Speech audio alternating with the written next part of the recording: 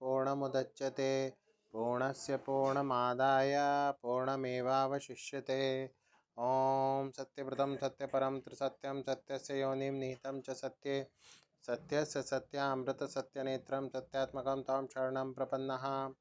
ॐ नमः पराय विदधानुभूतये गुणत्रयाभासनिमित्तबन्धवे अदृष्टधाम्ने गुणतत्त्वबुद्धिभिर्निवृत्तमानाय ददे स्वयंभुवे। श्रीराम जय जय राम, श्रीराम जय जय राम, श्रीराम जय जय राम, श्रीराम जय जय राम। राम राम। भगवान श्री हरि विष्णु के अवतार बड़े प्रसिद्ध हैं। कहने को 24 अवतार हैं, परंतु असंख्यात अवतार हैं। ऐसा स्वयं सूत जी शौनक आदि ऋषियों को उत्तर देते समय बताते हैं, असंख्यात अवतार हैं। किंतु भगवान के जो 24 अवतार प्रसिद्ध हैं, उनमें भी भगवान श्री राम और भगवान श्री कृष्ण की लीला कथाओं का प्रचलन सर्वाधिक है। यदि मैं कहूँ तो 90% प्रचलन दो स्वरूपों की कथाओं का ही है। और ये सुंदर समायोजन भी है, क्योंकि भगवान के ये जो दो स्वरूप हैं, इन दो स्वरूपों की लीला कथा बड़ी प्रचलन में है, और प्रचलन में होने का कारण भी भगवत कृपा अथवा भगवत प्रेरणा ही है। तो इसलिए जो दो स्वरूप हैं, भगवान श्री राम और भगवान श्री कृष्ण, और इनका अवतार काल ये बड़ा प्रसिद्ध रहा है। किंतु दो अवतार बड़े प्रचलन में हैं और बाकी इतने प्रचलन में नहीं हैं, इसका अभिप्राय ये नहीं है कि उन अवतारों के विषय में भ्रांतियाँ प्रसारित होने लग जाएं। भगवत भक्तों को भ्रम के बेड़ियों में जकड़ दिया जाए।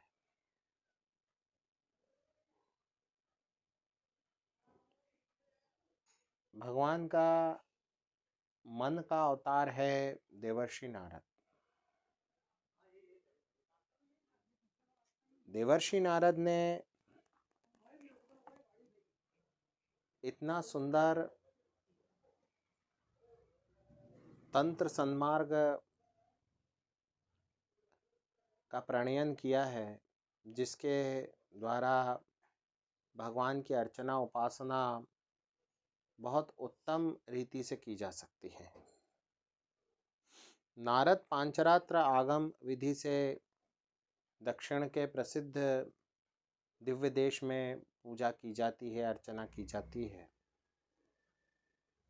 और भी अन्य ऐसे दिव्य देश होंगे जहाँ नारदीय पांचरात्र पद्धति का प्रयोग किया जाता होगा, किंतु ये जो पद्धति है ये जैसे कि नारदीय है, तो नारद द्वारा ही जो है इस पद्धति का सूत्रपात हुआ है। इस पद्धति के जनक भगवान श्री नारद जी भगवान के अवतार हैं।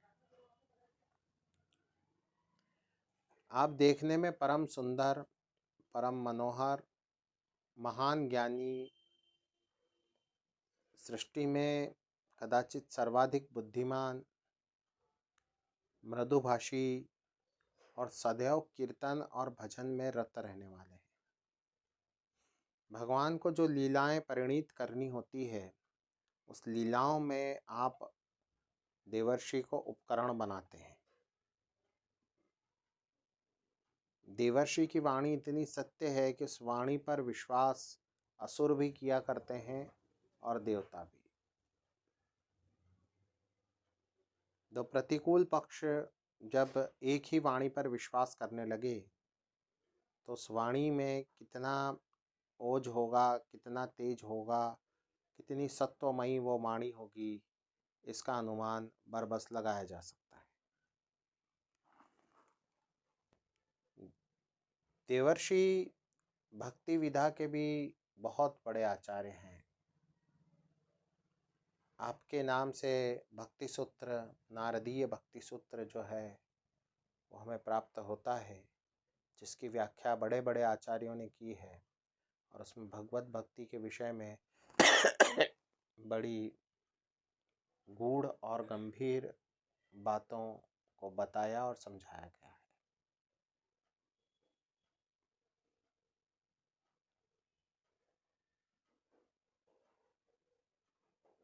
दितिपुत्र हिरण्याक्ष, जो कि जय विजय में से एक का असुर के रूप में अवतार था, जब ब्रह्मा जी की रात्रि के उपरांत नई सृष्टि का आरंभ होना था, उस समय उसके थोड़ा पूर्व अर्थात ब्रह्मा जी की रात्रि का अवसान तो हो गया था, किंतु अभी सृष्टि का ठीक तरह से आरंभ नहीं हो पाया था कि हिरण्याक्ष ने धरती का अपहरण कर लिया। युद्ध में महान विभूतियों को ललकारने लगा। जब सबको ललकारता ललकारता वरुण देव के निकट गया तो वरुण देव ने कहा कि आप विष्णु से युद्ध करें। विष्णु कहाँ है, विष्णु कहाँ है, विष्णु कहाँ है, विष्णु कहाँ है। उधर ब्रह्मलोक में स्वयंभू मनु व्याकुल होकर के प्रश्न पूछते हैं जगत सृष्टा से, यह जगत सृष्टे, आप तो हमें बताएं कि हम सृष्टि को जब बढ़ाएंगे तो वह रहेगी कहाँ पे? कोई स्थल तो दीजिए, कोई भूमि तो दीजिए। स्थल का अपहरण तो दितिपुत्र ने कर लिया और स्थल को लेकर अर्थात भूमि को लेकर के वो रसातल में चला गया। कश्यप इत्यादि जो है वो दूसरे लोकों में रहते थे। हमारे लोक की भूमि की बात कर रहा हूँ, पृथ्वी की, जहाँ मनुष्यों की सृष्टि का विषय आता है। स्थल को लेकर के तो वो रसातल में चला गया। रसातल में जब हिरण्याक्ष गया, उसी समय ब्रह्मा जी को छींक आई और छींक के माध्यम से बहुत छोटा सा मच्छर के आकार का वाराह शिशु जो है वो प्रकट हुआ। तो देखते ही देखते हाथी और फिर हाथी से ही बड़ा विराट रूप धारण कर लिया उसने, और वो सीधा जो है रसातल की ओर प्रवृत्त हुआ। इधर हिरण्याक्ष विष्णु को ढूंढ रहा था, इधर भगवान महाविष्णु रसातल की ओर द्रुत गति से प्रवृत्त हुए। जब भगवान नारायण रसातल को जाने लगे, रसातल को गए, उसी समय देवर्षि नारद हिरण्याक्ष को दिखाई पड़े। उन्होंने कहा, देवर्षि प्रणाम, विष्णु कहाँ है? उन्होंने कहा, वे तो अभी श्वेत वाराह का रूप धारण करके रसातल की ओर गए। जा रसातल में ढूंढ लो, कहीं मिल जाए तो, नहीं तो वो लुप्त हो जाए। कब लुप्त हो जाए पता नहीं, रसातल में मिल जाए।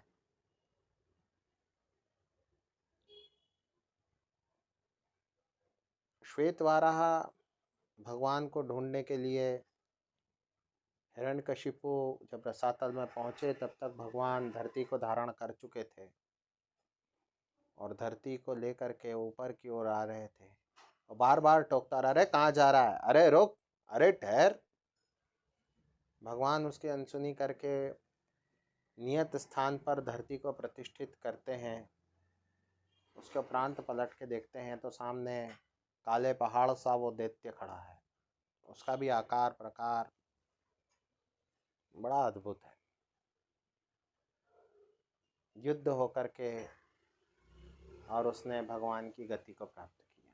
अगली योनि भी असुर की होगी, किंतु फिर भी इस योनि से तो मुक्ति मिली।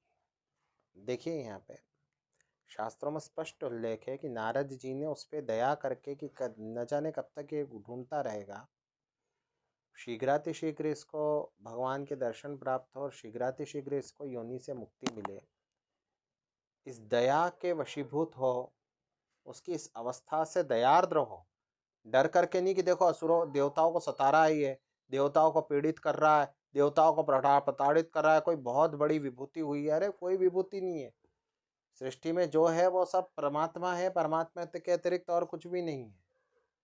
केवल उस पर दया करके नारद जी ने उसको उपदेश दिया और उसके उपदेश के चलते उसको कुछ शीघ्रता से भगवत प्राप्ति हुई, अन्यथा भी होती किंतु पता नहीं कितना समय लग जाता। भगवत प्राप्ति सहज नहीं है, किंतु भगवत प्राप्ति यदि किसी को करवाते हैं तो भगवत भक्तों को भगवत प्राप्ति में हेतु देवर्षि नारद बनते हैं। प्रहलाद का देखिए, पूर्व जन्म के महान भगवत भक्त प्रहलाद, पद्म पुराण में कथा जो प्राप्त होती है उसके अनुसार तो पितृभक्त सोम शर्मा जो है इधर प्रहलाद का रूप धारण किए हुए हैं। प्रहलाद के रूप में हिरण्यकशिपु के यहाँ जन्म लिया। प्रहलाद की माता कयाधु को आपने भक्ति तत्व का उपदेश दिया। प्रहलाद की माता कयाधु को भक्ति तत्व का उपदेश दिया, गर्भस्थ प्रहलाद ने सुन लिया। ये प्रहलाद की शिक्षा है, ये प्रहलाद के गुरु महाराज होते हैं नारद जी। और प्रहलाद के अंतर मन में भगवत भक्ति रच बस गई। उसने कहा जहाँ है वहाँ भगवान है। गर्भ में ही उसने ये बात पकड़ ली। अब जो गर्भवास है उसको पीड़ा नहीं देने लगा। क्यों? क्योंकि उसने कहा ये जो पीड़ा है ये भी परमात्मा ही है। अब जहाँ परमात्मा के दर्शन करने आरंभ किए वहाँ पीड़ा समाप्त होनी आरंभ हुई और जड़ समूल समाप्त हो गई। फिर तो पिता ने यंत्रणा दी, तो यंत्रणा क्या है और भोग क्या है उसमें कोई अंतर ही प्रतीत नहीं हुआ। और प्रहलाद इन सबसे निवृत्त होकर के बड़ी उन्नत अवस्था को प्राप्त हो गए। नृसिंहावतार हुआ। नृसिंहावतार का कारण था प्रहलाद की भगवत भक्ति, और प्रहलाद भगवत भक्ति का कारण था नारद जी की वो शिक्षा। ध्रुव को जब वन में भेजा माँ ने, तो माँ ने कुछ बता के नहीं भेजा कि भगवत भक्ति कैसे करनी, भगवत प्राप्ति कैसे होगी। एक सामान्य विषय मैं बताता हूँ यहाँ पर। माँ ने वन में इसलिए भेजा कि कोई शेर चीते खा जाएंगे तो अच्छा है, ये जीवन भर दुखी होने से बच जाएगा। इसलिए नहीं भेजा कि मेरा पुत्र भगवत प्राप्ति कर ले। भगवत प्राप्ति करना संसार का, सृष्टि का सबसे दुस्साध्य कार्य है। भगवत प्राप्ति करना, भगवत प्राप्ति उनको होती है जिनको भगवान चाहते हैं। तो राजा के किसी बेटे को भगवत प्राप्ति हो जाए, इसकी सहजता का अनुमान उसकी माँ भी नहीं लगा सकती। किंतु बालक के हृदय में अटल विश्वास था और भगवान ने उस पर अपने हेतु की कृपा इस प्रकार कर दी कि नारद जी की प्राप्ति हो गई। अब जब नारद जी ने ही मंत्र दे दिया तो भगवान को तो आना था फिर, और भगवान आए।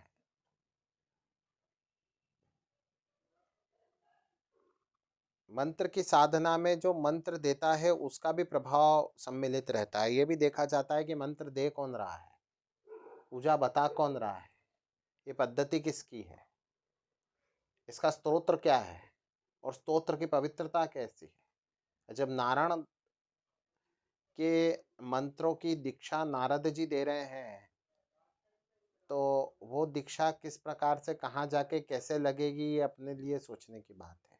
आज भी ध्रुव प्रकाशित हो रहे हैं अपने उन्नत लोक में। ये बात है ध्रुव की, राजर्षि ध्रुव की। दक्ष प्रजापति की पत्नी असिकनी से आपने 10 सहस्त्र पुत्रों को उत्पन्न किया जो हर्यश्व नाम से जाने गए। इन पुत्रों को मुमुक्षु बनाया नारद जी ने, इन्हें भगवत प्राप्ति का मार्ग दिखाया। भगवत प्राप्ति का मार्ग इसलिए दिखाया क्योंकि इनके पूर्व के कर्म ऐसे थे कि ये भगवत प्राप्ति के पूर्ण अधिकारी थे। इनके द्वारा सृष्टि का विस्तार संभव नहीं था। नारद जी इस विषय को जानते थे, भगवान की शिक्षा को जानते थे कि इनको भगवत प्राप्ति होनी है। तो उन्होंने उन पुत्रों को ये जानते हुए भी कि दक्ष ने सृष्टि के विस्तार के लिए उत्पन्न किया है कि एक एक पुत्र और 10 सहस्त्र उत्पन्न किए करें, फिर वो पुत्र भी 10 सहस्त्र, और ऐसे करके सृष्टि भर जाए दक्ष पुत्रों से। तो नारद जी जानते थे कि ये भगवान को अभिष्ट नहीं है, तो उन्होंने उन पुत्रों को भगवान मार्ग में जो है प्रवृत्त कर दिया। पश्चात एक सहस्त्र पुत्र और उत्पन्न किए शबलाश्व नाम से, उनको भी भगवान मार्ग में प्रवृत्त कर दिया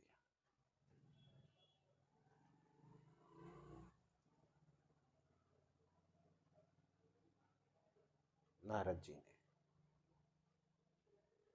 दक्ष ने उन्हें शाप दिया, उस शाप को उन्होंने सिर माथे ले लिया।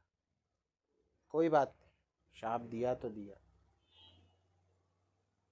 शाप वरदान तुल्य है। यदि मैं मुमुक्षुओं को, उन लोगों को जिन्हें भगवत प्राप्ति की सर्वाधिक उत्कंठा है, भगवान की प्राप्ति करवाऊं, भगवान के दर्शन करवाऊं, बड़ी बात है। देखो, वेद व्यास जी खिन्न हो गए। कृष्ण द्वैपायन नामक हमारे जो व्यास हैं, वे परम खिन्न चित्त हुए। वेद के विभाग की ये संतोष नहीं मिला।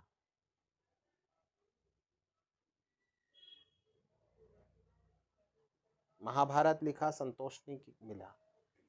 कहा आप भगवान की मनोरम लीलाओं का वर्णन क्यों नहीं करते? उसको करे बिना आपको संतोष मिल भी नहीं सकता।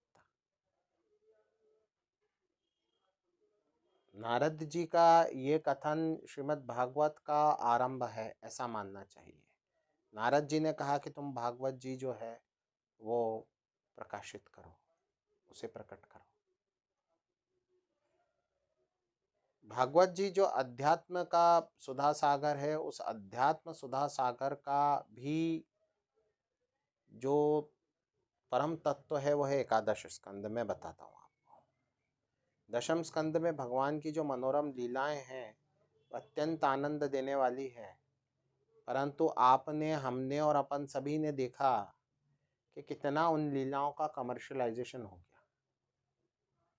कि जन्म कृष्ण भगवान का होता है, मजे पंडित जी लेते हैं। हरण रुक्मिणी जी का होता है, मजे पंडित जी लेते हैं। भगवान गोवर्धन पर्वत उठा करके खड़े रहते हैं, 7 दिवस तक न खाना न पीना न सोना, और यहाँ अन्नकूट लगवा के मजे जो है पंडित जी महाराज लेते हैं। और बड़ा रेडीमेड सा सस्ता सा अन्नकूट ला करके बाजार में मिलने वाला, बिकने वाला नमकीन, कई कितने प्रकार के नमकीन और क्या, वो ला करके और पॉलीथीन से जो है वेष्टित अर्थात लिपटा हुआ, ढका हुआ, और वो ला के चढ़ा दिया जाता है। कथा के उपरांत जो परमानंद की प्राप्ति होती है ग्रंथ के ऊपर, वो तो बात अलग है, उसकी तो बात ही नहीं कर रहा हूँ मैं। भगवान की मनोरम लीलाओं की मैं क्या कहूँ, वो तो ब्रह्म वैवर्त पुराण में भी है, देखिए। परंतु मैं कहूँ आपसे कि सबसे आनंद क्या होता है कि जब भगवान ने उद्धव जी को अथवा नारद जी ने वसुदेव जी को जो ज्ञान दिया ना, वो बहुत महत्वपूर्ण है। ये अध्यात्म विज्ञान जो है, इसके प्रकट करने का हेतु नारद जी बने। एकादश स्कंद में भगवान ने उद्धव को इतनी सुंदर सुंदर बातें बताई। अध्यात्म सुधा सागर है श्रीमद् भागवत। कभी कल भगवान ने कृपा करी तो मैं एकादश स्कंद सुनाता हूँ ना यहाँ पे। तो एकादश स्कंद जो है उसके प्रणेता देवर्षि नारद। जब धृतराष्ट्र ने संसार प्रसिद्ध, विश्व प्रसिद्ध, सृष्टि प्रसिद्ध अन्याय कर डाला और जो है पांचों पांडवों को वनवास दे दिया, उस समय ऋषियों की मंडली के साथ देवर्षि नारद यहाँ अपना विषय रोक के मैं बताना चाहूँगा, देवर्षि नारद ज्योतिष, अध्यात्म, संगीत, चिकित्सा, आयुर्वेद इत्यादि शास्त्रों के भी प्रवर्तक आचार्य माने जाते हैं। मूल आचार्यों में आपकी गणना होती है। देवर्षि नारद ऋषि मंडली के साथ, अकेले भी नहीं, ऋषि मंडली के साथ वहां भरी सभा में प्रकट हो गए। मैं जो बात बोल रहा हूं, आप देखिए कितने सीरियल ने इस बात को बताया और प्रकट होकर के कहा। देवर्षि नारद कह रहे हैं कि आज से 14वें वर्ष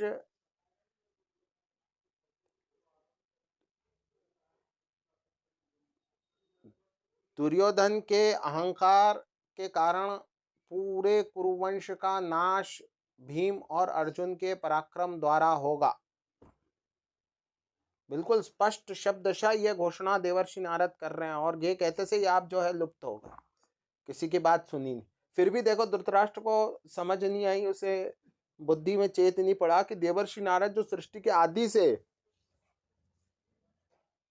बड़ी बड़ी विभूतियों को दर्शन देके बड़ी बड़ी बात करते हैं, जिनकी एक बात असत्य नहीं हुई कभी, एक बात मिथ्या सिद्ध नहीं हुई कभी, जो भगवत प्राप्ति के हेतु बने हुए हैं, उनने यदि आज्ञा दे दी तो तुरंत चरणों में गिर जाना चाहिए कि भगवान क्या उपाय है। और वो ढीठ सरीका बैठा रहा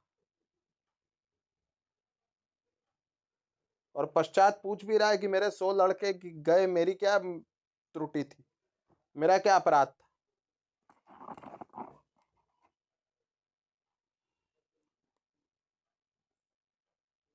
जब देवर्षि नारद घोषणा पूर्वक कह रहे हैं कि यह अधर्म है, तो अधर्म है बिल्कुल।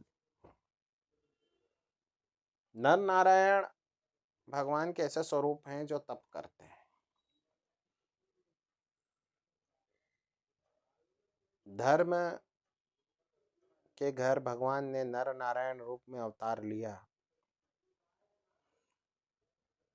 और भगवान जो है वो तपश्चर्या करते हैं और तप के द्वारा पृथ्वी को धारण करते हैं भगवान। तो तपोमय हमारी सृष्टि है, ये जो सृष्टि है हमारी वो तपोमय है। हो सकता है कोई अन्य सृष्टि यज्ञमय भी हो, कोई किस स्वरूप की, हमारी सृष्टि तपोमय है। अब इस तपोमय सृष्टि में, हमारी तपोमय सृष्टि में भगवान स्वयं स्वरूप धारण करके विराजे हुए हैं। देवर्षि नारद आपके पास जाते हैं और आपके अनेक जिज्ञासाओं की तृप्ति करते हैं। यहाँ तक कि स्कंद पर में तो वर्णन आया है कि भगवान श्री कृष्ण कहते हैं कि इंद्र ने एक स्तुति की देवर्षि नारद की और मैं भी वो स्तुति करता रहता हूँ, इतना इतना तक।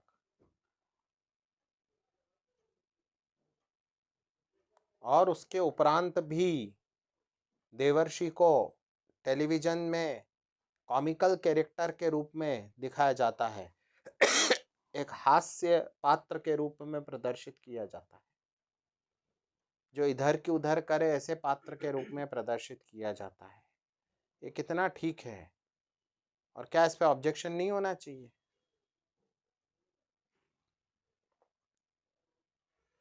क्या यह बात आपत्तिजनक नहीं है? घनघोर आपत्तिजनक है ये बात तो।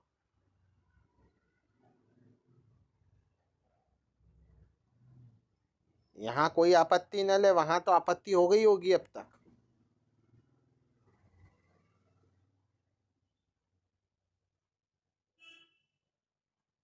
कहते हैं हिंदुओं को जूते क्यों पड़ रहे हैं, हिंदू चुप बैठा हुआ है, ताली पीट पीट के हंस रहा है वो।